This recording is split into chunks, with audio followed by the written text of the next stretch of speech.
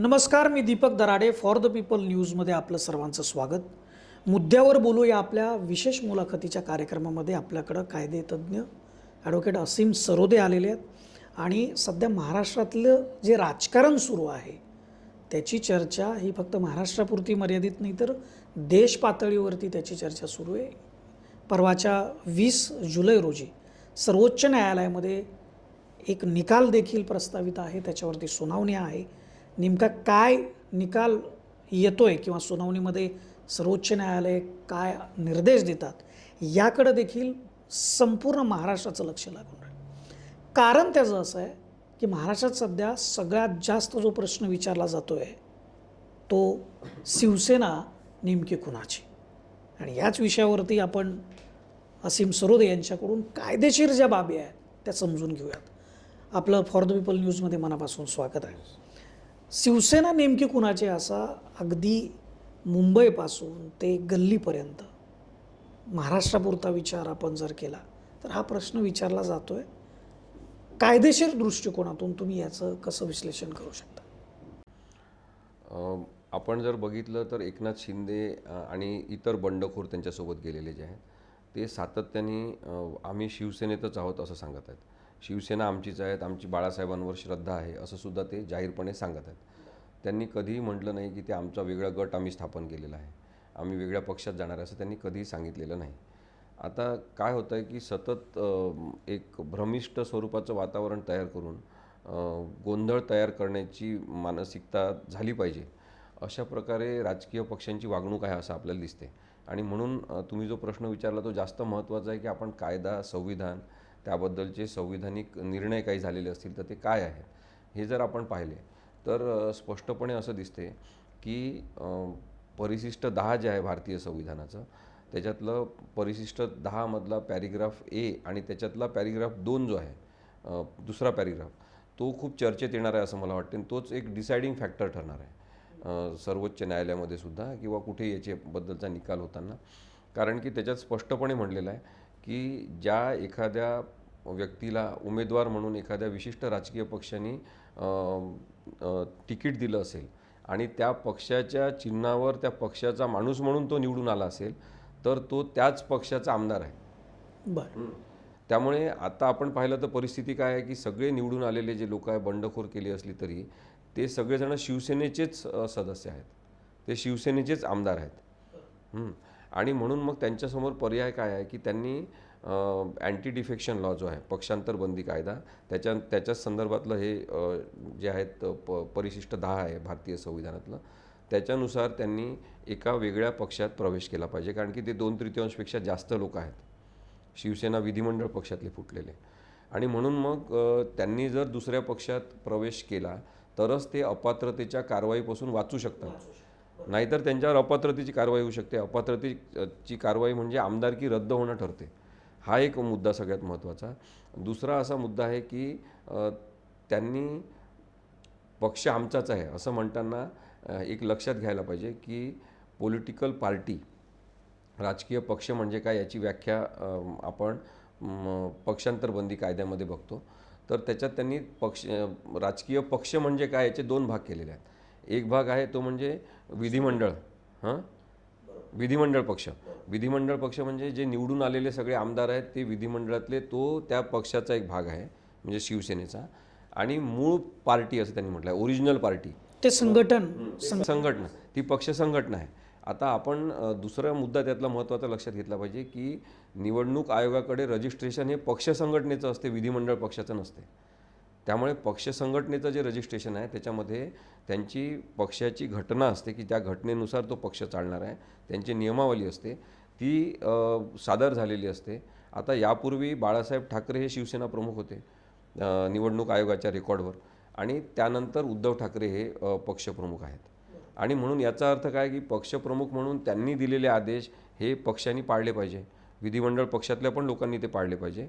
आणि जर तसे आदेश हे त्यांनी नेमलेल्या प्रतोद म्हणजे व्हीपनी आदेश दिले असेल तर ते व्हीप काढल्यानुसारचे आदेश पाळले पाहिजे. आता यांनी आपण हे बघितलं की जो गोंधळ झालेला आहे सगळा त्याच्यामध्ये शिवसेना तर्फे एक वेगळा व्यक्ती हा उमेदवार म्हणून सुचवण्यात आला विधानसभेच्या अध्यक्षपदासाठी.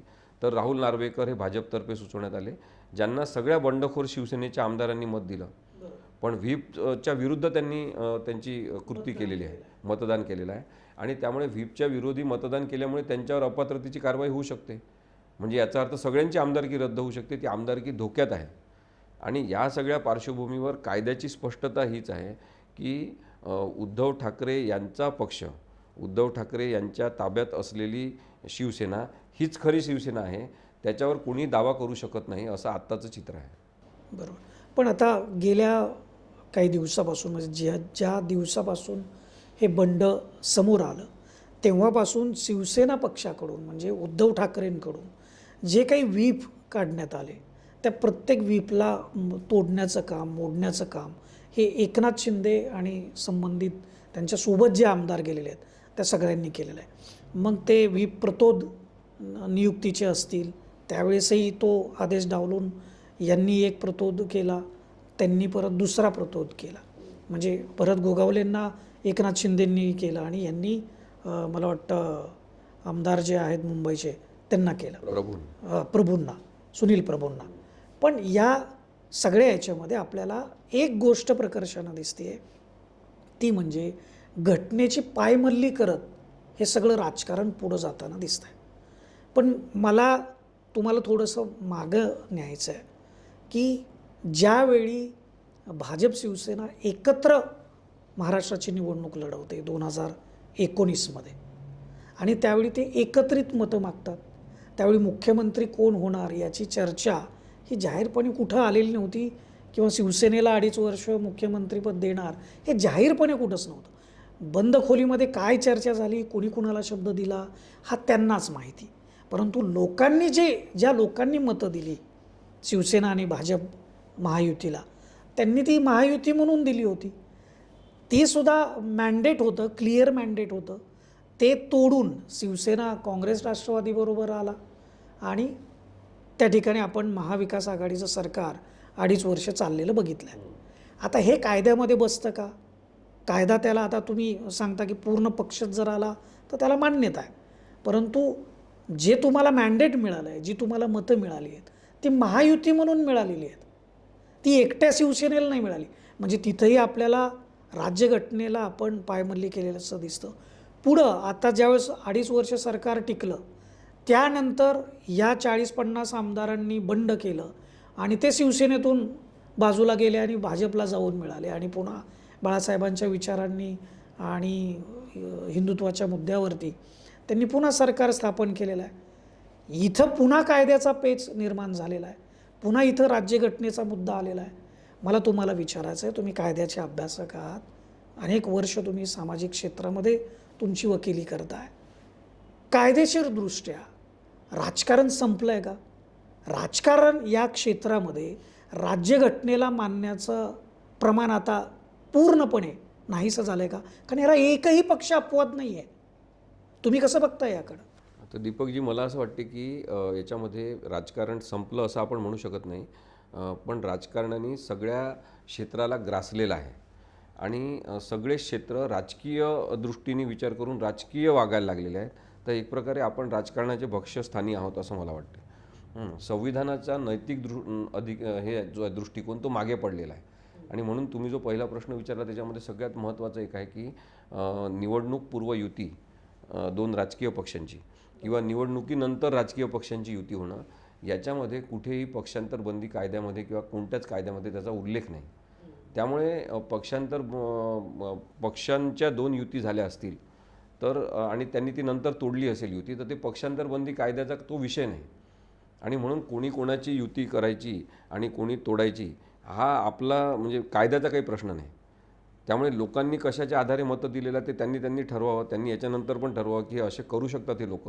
अनेकदा असं झालेलं आहे, आपण पाहिलेलं आहे. त्यामुळे त्या युतीच्या काही वैचारिक मतप्रवाहांच्या आधारे आपण मत देतो की कशाच्या याचे आधार आता मतदारांनी ठरवावे. परंतु युती झालेली तोडणं आणि नाकारणं याच्यामध्ये कुठेही बेकायदेशीरता नाही. असेल तर ती अनैतिकता जरूर आहे आणि ती राजकीय अनैतिकता आता प्रस्थापित होऊ पाहत आहे. हा तुम्ही म्हणता तसा एक धोकादायक प्रकार नक्की आहे. आणि त्यामुळे त्याच्या बेसिसवर मग आपण आत्ताचं सगळं जे होतं आहे त्याला मान्यता देणं हे सुद्धा नाही, अगदी अगदी बरोबर. मी तुमच्या मताशी सहमत आहे. आत्ताच्याही गोष्टीला मी तेच म्हणतोय की या सुद्धा गोष्टी राज्यघटनेनुसार होताना दिसत नाही आहेत. हे घटनेमध्ये जे सांगितलं आहे त्या पद्धतीनं होत नाही. म्हणजे आता मला पुढचा एक प्रश्न तुम्हाला त्याच अनुषंगानं विचारायचा आहे की सध्या महाराष्ट्रामध्ये फक्त मुख्यमंत्री आणि उपमुख्यमंत्री हे दोघंच कारभार करतात. दोन्ही बाजूनी लोक बोलत आहेत की मग महाविकास आघाडीचं सरकार ज्यावेळेस सत्तेत आलं त्यावेळेसही 7 मंत्र्यांच्या आधारे त्यांनी महिनाभर कारभार केला. मग आत्ता 2 मंत्री करत असतील, 2 जण करत असतील तर फरक काय पडतो? त्यावर मल्लीनाथ हे अगदी सदाभाऊ खोत यांनी केली की 2 वाढपे चांगले आहेत म्हणले, ते अतिशय चांगलं वाढप्याचं काम करत आहेत, तर बाकीच्यांनी फारसं त्याच्यामध्ये ढवळाढवळ करू नये. म्हणजे हीच गोष्ट विरोधकांची चालली असती का? म्हणजे आपण कुठलाही पक्ष असू द्या, मी कुठल्याही पक्षाची भूमिका मांडत नाही आहे, पण सगळ्या पक्षांकडून राज्यघटना अगदी बुडवून कारभार हाकण्याचं काम सुरू आहे. प्रत्येकजण स्वतःचा स्वार्थ साधतो आहे. म्हणून उद्याच्या 20 तारखेला जी सर्वोच्च न्यायालयामध्ये जी सुनावणी होणार आहे आमदारांच्या अपात्रतेबद्दल, त्याच्याकडं तुम्ही या सगळ्या घटनांवर कसं बघता? बघा, सगळ्यात महत्त्वाचा मुद्दा हा आहे की राजकीय लोक जे आहेत बरेचदा त्यांचं वाचन नाही आहे. आणि झुंडशाही, दादागिरी याच्या भरोश्यावर आपण निवडून येऊ शकतो असं बऱ्याच जणांना पटलेलं आहे आणि त्या गैरसमजातच ते आहेत. आणि याच्यामध्ये चूक आहेच की अशा लोकांना आपण निवडून देतो, त्यामुळे तशाच प्रकारचे वक्तव्य ते लोक करत असतात. आपण जर संविधानाच्या दृष्टिकोनातून बघितलं तर कलम 164(1)A हे एक कलम आहे. त्याच्यामध्ये 2003 सुधारणा करण्यात आली आणि 2004 ती अस्तित्वात आली सुधारणा. त्या सुधारणेनुसार आता असं स्पष्टपणे सांगण्यात आलेलं आहे कायद्यात की एकूण निवडून आलेल्या लोकांच्या 15% लोकांचं मंत्रिमंडळ असलं पाहिजे. जास्तीत जास्त 15% लोक आणि कमीत कमी 12 लोक तरी मंत्रिमंडळात असले पाहिजे असं म्हटलेलं आहे. मग आता त्याच्यानुसार पाहिलं तर मग हे तर दोघां जणांचं सरकार आहे. पण यापूर्वीसुद्धा उद्धव ठाकरेंनी जेव्हा सरकार स्थापन केलं होतं तेव्हा 32 दिवस जवळपास ते काहीतरी 9 की 10च मंत्री होते. त्याच्यामुळे त्यांचं पण सरकार मग ते बेकायदेशीर होतं का ते सुरुवातीच्या 32 दिवसातलं? तर याबद्दल एक उच्च न्यायालयामध्ये केस झाली होती हिमाचल प्रदेशच्या संदर्भात. हिमाचल प्रदेशमध्ये एक मुख्यमंत्री आणि 9 मंत्री असं अनेक महिने त्यांचं सरकार सुरू होतं. आणि म्हणून मग एका जणांनी याचिका दाखल केली की 12 कमीत कमी सदस्य असले पाहिजे अशी तरतूद आहे. त्याच्यामध्ये हे 10 जण काम करत आहेत, त्यामुळे हे घटनाबाह्य सगळे यांचे निर्णय आहेत. तर कोर्टाने स्पष्टपणे सांगितलं की ते 10 जणांचंच मंत्रिमंडळ असल्यामुळे त्यांनी घेतलेले निर्णय घटनाबाह्य आहेत असं म्हणता येणार नाही. आणि पण कोर्टाने एक टिप्पणी त्याच्यात केलेली आहे, ती खूप महत्त्वाची आपल्या महाराष्ट्राबद्दल आहे. त्यांनी सांगितलं की एक मुख्यमंत्री आणि 9 मंत्री तरी आहेत, काम करत आहेत. ते काय 1 किंवा 2 जण नाही आहेत. 1 किंवा 2 जण असले तुम्ही सांगा आम्हाला. तर ते म्हणले नाही, ते 9 जण आहेत. मग तुम्ही एवढं कशाला त्याच्यावर आक्षेप घेता असं कोर्टाने म्हटलेलं आहे आणि ते नमूद झालेलं आहे. मग आता 1 किंवा 2 जण आहे का, हा जो तेव्हा जस्टिस के जी बालकृष्णन यांनी प्रश्न विचारला होता तो आत्ता लागू आहे की इथे एक मुख्यमंत्री आणि 1 मंत्री एवढ्याच जणांचं मंत्रिमंडळ आहे. आणि मग भारतीय संविधानात सगळ्या ठिकाणी काय म्हटलेलं आहे की कौन्सिल ऑफ मिनिस्टर्स असा शब्द वापरला आहे. कौन्सिल ऑफ मिनिस्टर म्हणजे काय, मंत्रिमंडळ. मग आता एखादा वेडपट किंवा मंदबुद्धी माणूसच असेल जो असं म्हणू शकेल किंवा माझं एकट्याचंच मंत्रिमंडळ आहे असं आपण म्हणू शकत नाही. जेव्हा कौन्सिल ऑफ मिनिस्टर म्हणजे मंत्रिमंडळ असलं पाहिजे असं म्हटलेलं आहे आणि त्यांच्या सल्ल्याने काम करायचं आहे असं म्हटलेलं आहे, तर मग कौन्सिल ऑफ मिनिस्टरच असलं पाहिजे. संविधानाचा अर्थ सकारात्मक आणि त्यांनी ज्या होलिस्टिक पद्धतीने मांडलेला आहे तसाच घ्यावा लागतो. संपूर्ण अर्थ त्याचा लक्षात घ्यावा लागतो. आणि त्यामुळे मला असं वाटते की अनेक दिवस अनियंत्रित पद्धतीने मुख्यमंत्री आणि 1 मंत्री यांनीच सरकार चालवणं आणि पुढची अनिश्चितता ठेवणं हे असंविधानिक नैतिकतेमध्ये येते. त्यामुळे ती अनैतिकता आहे असं माझं म्हणणं आहे. ही अनैतिकता आहे की आपण संविधानामध्ये म्हटलेलं नाही केवळ की इतक्या दिवसात मंत्रिमंडळ कमीत कमी 12 जणांचं किंवा त्यापेक्षा जास्त लोकांचं स्थापन करा, असं केवळ दिवसांची मुदत दिलेली नाही म्हणून आपण तशा प्रकारे राज्यकारभार नेटायचा, ही अनैतिकता आहे. हे आपल्याला स्पष्टपणे समजून घ्यायला पाहिजे. सुरुवातीला तुम्ही थोडासा उल्लेख केला होता शिवसेनाच्या संदर्भामध्ये की शिवसेना कुणाची राहील म्हणून, पण उद्याच्या सुनावणीकडं पूर्ण देशाचं, महाराष्ट्राचं लक्ष लागून राहिलं आहे. तुम्हाला घटनेच्या आधारावरती काय होईल असं वाटतं? थेट सवाल आहे. सर्वोच्च न्यायालयाच्या भूमिकेवरती आपण प्रश्नचिन्ह उपस्थित करू शकत नाही किंवा तशी आपली ती इच्छाही नसते. परंतु एक घटना काय सांगते हे तर तुम्ही बऱ्यापैकी सांगितलेलं आहे. काय अपेक्षित वाटतं? काय निकाल येऊ शकतो? आम्ही भारतीय संविधानानुसार जे काही तरतुदी आहे त्या बोलत असताना त्या जर कोणाच्या विरुद्ध जात असतील तर आपण त्याला काही करू शकत नाही. कारण की संविधान जसं आहे तसंच ते सांगितलं पाहिजे. आणि मग त्याच्यानुसार हे स्पष्ट आहे की सध्या उद्धव ठाकरे यांची बाजू जड आहे. त्यांच्या बाजूने कायदा आहे असं आपल्याला दिसते. पण संविधान हे एकनाथ शिंदेंच्या बाजूने आता नाही. जर त्यांनी एखाद्या पक्षामध्ये प्रवेश केला तरच त्यांना अपात्रतेपासूनची मुक्ती मिळू शकते, नाही तर अपात्रतेची टांगती तलवार त्यांच्यावर आहे. आता याच्या संदर्भात जर आपण दुसरं एक तत्त्व बघितलं तर सेपरेशन ऑफ पॉवर्स हे कॉन्स्टिट्यूशनमध्ये महत्त्वाचं सूत्र आहे की विधानसभा असेल, लोकसभा असेल, संसदेचं कामकाज याच्यामध्ये उच्च न्यायालय, सर्वोच्च न्यायालय ढवळाढवळ करू शकत नाही. त्यांना तो अधिकारच आहे. बरोबर. विधानसभेमध्ये जे कामकाज चालते त्याच्यामध्ये विधिमंडळ पक्षाचे प्रमुख म्हणून अध्यक्ष, तिथे विधान परिषदेमध्ये सभापती यांचे निर्णय हे अंतिम असतात. त्यांना न्यायाधीशांचे अधिकार आहेत. त्यांनी दिलेल्या निर्णयामध्ये बेकायदेशीरता असेल तरच त्याबद्दल आपण न्यायालयात जाऊ शकतो, अन्यथा न्यायालयात जाऊ शकत नाही. मग आता दीपकजी, आपण हे बघितलं पाहिजे की सुरुवातीला जेव्हा 16 आमदारांविरुद्ध अपात्रतेची नोटीस जारी करण्यात आली होती शिवसेनेतर्फे, तर त्या निर्णयाला आव्हान देण्यात आलं आणि सुप्रीम कोर्टाने एक घटनात्मक चूक केलेली आहे असं माझं म्हणणं आहे की त्यांनी त्या निर्णयावर स्टे दिला. आता एक समजून घ्या की अपात्रतेची नोटीस काढणं ही एक प्रक्रिया आहे, तर प्रत्यक्ष अपात्र ठरवणं ही दुसरी प्रक्रिया आहे. अपात्रतेच्या नोटीसच्या संदर्भात स्टे देण्याचे सर्वोच्च न्यायालयाला अधिकारच नाही. सेपरेशन ऑफ पॉवर्सचा अन्वयार्थ आपण काढला तर अपात्र प्रत्यक्ष ठरवलं गेलं असतं आणि त्या अपात्रता ठरवण्यामध्ये जर कायदेशीरता, बेकायदेशीरता याचे मुद्दे असते तर तेवढे मुद्दे ते मांडले जाऊ शकतात. आणि त्यामुळे माझं असं म्हणणं आहे स्पष्ट की सर्वोच्च न्यायालयाने ती एक संविधानिक चूक केलेली आहे. नजर चुकीने त्यांच्या ते झालं की कसं झालं याच्यामध्ये न जाता आता सर्वोच्च न्यायालयाला ती चूक सुधारण्याची संधी आहे. आणि मग तशी चूक सुधारायची असेल तर काय होईल की आता 20 तारखेला जे हिअरिंग आहे त्याच्यामध्ये सरन्यायाधीश भारताचे आहेत रामण्णा आणि त्यांच्यासोबत 2 जण ज्येष्ठ न्यायाधीश आहेत. आता ते असं ठरवू शकतात की अपात्रता अजून नक्की झालेली नाही, ठरवलेली नाही, त्यामुळे तुम्ही हे प्रकरण सभापतींकडे, आपलं अध्यक्षांकडे चालवा. मग विधानसभेचे अध्यक्ष कोण आहे? राहुल नार्वेकर आहे. मग राहुल नार्वेकर कसे तिथे आले तर बंडखोर आमदारांनी शिवसेनेच्या यांना पाठिंबा दिला, भाजपला, आणि त्याच्यानुसार राहुल नार्वेकर निवडून आले. म्हणजे राहुल नार्वेकरांची निवडच खरं तर घटनाबाह्य आहे असं म्हणता येऊ शकते. मग हा मुद्दा सर्वोच्च न्यायालयात मांडला जाईल. जर त्यांनी म्हटलं की नाही तुम्ही हे प्रकरण विधानसभेमध्ये सोडवा, तर हा मुद्दा मांडला जाईल की राहुल नार्वेकर त्यांचीच निवड ही घटनाबाह्य ठरू शकणारी आहे. मग त्यांच्यासमोर तुम्ही कसं आम्हाला पाठवता? आणि तसं जर झालं तर मग सर्वोच्च न्यायालयातच हे सगळे प्रकरणं चालतील आणि याच्यानुसार मग 10व्या शेड्यूलकडे परत आपण येऊ शकतो की 10व्या शेड्यूलवरच मग सर्वोच्च न्यायालय फोकस करणार.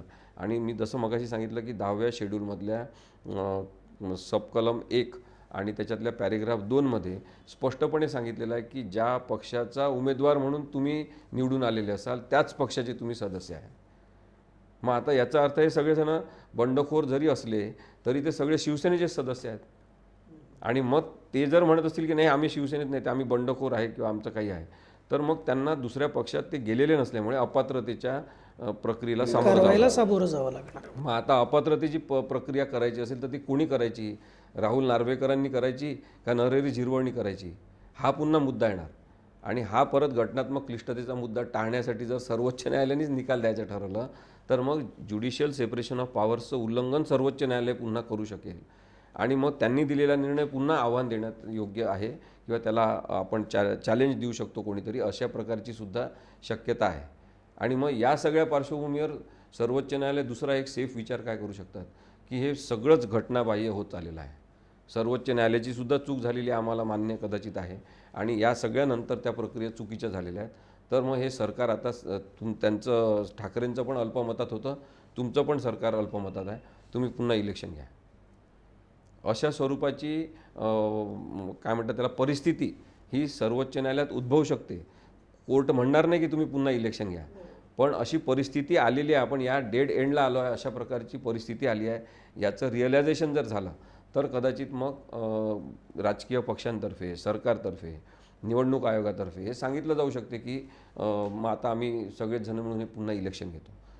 त्यातला आणखी एक क्लिष्टतेचा मुद्दा काय असणार आहे की एखादा पक्ष ओरिजिनल कोणता आहे, म्हणजे एकनाथ शिंदेचा पक्ष ओरिजिनल शिवसेना. एक्झॅक्टली मी याच प्रश्नाकडे येणार होतो आत्ता, कारण त्या संदर्भातल्या अनेक गोष्टी ग्राउंड लेवलला सुरू आहेत. म्हणजे एकनाथ शिंदे यांच्याकडूनही महाराष्ट्रामध्ये विविध ठिकाणी शिवसेनेमधले जी लोक आहेत ती आपल्याकडं खेचून आपल्याला समर्थन देत आहेत, अशा पद्धतीचं वातावरण तयार केलं जात आहे. दुसरीकडं उद्धव ठाकरे, आदित्य ठाकरे, संजय राऊत हे देखील अनेक लोकांचे त्यांना समर्थन आहे हे दाखवत आहेत. त्यामुळं नेमकी खरी शिवसेना काय हे तुम्ही सुरुवातीला जसं म्हटलं की पक्षाची सुद्धा एक घटना आहे आणि निवडणूक आयोग त्याच्यासाठीचा निर्णय घेऊ शकतो. अगदी बरोबर.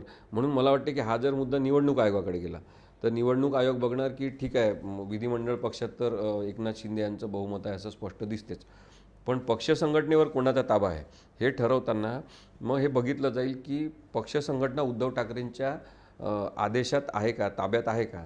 आणि म्हणून मग आपण हे आत्ता पाहतो की खूप जणांकडून ॲफिडेव्हिट करून घेत आहेत, बंद पत्र म्हणतात ते, तसे करून घेत आहेत की आमचा उद्धव ठाकरेंवरच विश्वास आहे. काही जणं यांच्याकडून एकनाथ शिंदेंकडून प्रतिज्ञापत्र करत आहेत. मग या सगळ्या क्लिष्ट पार्श्वभूमीवर आत्तापर्यंत आपण पाहिलं तर निवडणूक आयोगाची भूमिका ही बरेचदा सत्ताधारी राजकीय पक्षांनी कोणती भूमिका त्यांना सांगितली त्याच्यानुसार घ्यायची राहिलेली आहे. मग आपण एक बघू शकतो की राजकारणाचं सगळं परिप्रेक्ष्य पाहिलं तर त्यांचा उद्देश काय आहे की शिवसेनेला बाधित करणं, शिवसेनेला खंडित करणं, शिवसेना तोडणं. आणि त्याचा एक मोठा प्रयोग म्हणून हे झालेला आहे, कारण की एकच हिंदुत्ववादी पक्ष असला पाहिजे अशी सुद्धा एक भूमिका आहे. आणि मग निवडणूक आयोगाचा वापर करून आता सगळं हे कन्फ्युजन झालेलं आहे. तुमची वादावादी खूप जास्त वाढलेली आहे. कोणती शिवसेना खरी आहे खोटी आहे हे ठरवण्यामध्ये आपण अजून काही दिवस आपल्याला लागणार आहे. पण मग तोपर्यंत धनुष्यबाण कोणाचा हा जर मुद्दा त्याच्यात आला तर धनुष्यबाण हे चिन्ह गोठवून शिवसेनेला खूप मोठा फटका देण्याचं काम हे निवडणूक आयोगाच्या मदतीने होऊ शकते. आणि मग तसं झालं तर पक्षचिन्हच गोठवलं जाईल. मग पक्षचिन्ह एकदा गोठवलं की मग दुसरे कोणतेही पक्षचिन्ह तुम्ही घ्या. त्यामुळे शिवसेनेला पुन्हा याच्यावर काम करावं लागणार आहे. हे एक चित्र थोडं आहे ते दिसतं आहे आपल्याला. म्हणजे अजून बऱ्याच गोष्टी समोर आहेत, बऱ्याच गोष्टी समोर यायच्या आहेत. थोडी ही इतक्यात लवकर संपणार नाही असं तुमचं असं माझं म्हणणं आहे. लवकर संपणार नाही. जर सुप्रीम कोर्टाने सगळे मुद्दे आपल्या हातात घेऊन सोडवले तर ती एक वेगळी गोष्ट ठरेल. पण मग परत मी जसं म्हटलं तसं की सुप्रीम कोर्टाने त्यांच्या अधिकार कक्षा ओलांडल्या का याबद्दलचं मग परत लार्जर खंडपीठापुढे हे प्रकरण जाऊ शकेल. हे होते ॲडव्होकेट असीम सरोदे. आपण त्यांचं सगळं विश्लेषण ऐकलेलं आहे. शिवसेना नेमकी कुणाची असू शकते, निवडणूक आयोगाचा रोल या सगळ्या याच्यामध्ये काय असू शकतो. 20 जुलै रोजी म्हणजे परवाच्या दिवशी सर्वोच्च न्यायालयामध्ये जी सुनावणी आहे आमदारांच्या अपात्रतेच्या संदर्भामध्ये, त्या संदर्भात घटना काय सांगते, परिशिष्ट 10 काय सांगतं आणि एकूणच महाराष्ट्रातल्या राजकारणाची जी प्रक्रिया गेल्या काही दिवसांमध्ये सुरू आहे त्याच्या संदर्भातले घटनात्मक तरतुदी काय आहेत या संदर्भामध्ये त्यांनी कायदेशीर दृष्टिकोनातून विश्लेषण केलेलं आहे. आपल्याला या संदर्भामध्ये नेमकं काय वाटतं ते आपण व्हिडिओच्या खालील कमेंट बॉक्समध्ये जरूर नोंदवा. आणि फॉर द पीपल न्यूज चॅनलला आपण जिथं पाहत असाल म्हणजे यूट्यूबवर किंवा फेसबुकवर तिथं आमच्या चॅनलला आपण सबस्क्राईब करा, लाईक करा आणि फॉलो करा. धन्यवाद. अनेक गोष्टी आपल्या आजूबाजूला घडतात. या घडलेल्या घटनांचा अर्थ, पडद्यामागे घडलेल्या घटनांचा अन्वय अर्थ उलगडून मांडणारा, संबंधित क्षेत्रातील जाणकार आणि तज्ज्ञांना मुद्द्यावर बोलतं करणारा. माझ्यासोबत पाहायला विसरू नका. मुद्द्यावर बोलू, फक्त फॉर द पीपल न्यूजवर.